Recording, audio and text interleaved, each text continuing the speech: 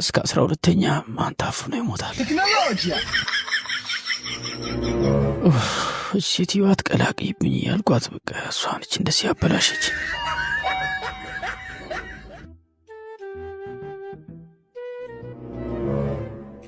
ድነው ጉዱ ፈስ እንዳይሆን ብቻ ምን ነኝ የፈሳሁት አትለኝ። ነገሩ እውነትህን ነው። እስከ 12ኛ ማን ታፍኖ ይሞታል? እኔንም ገላገልከኝ።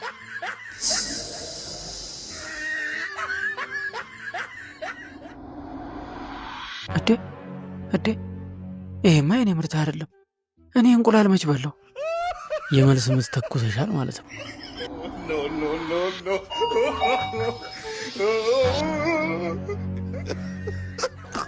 ደርግም እንዲህ ያላፈነ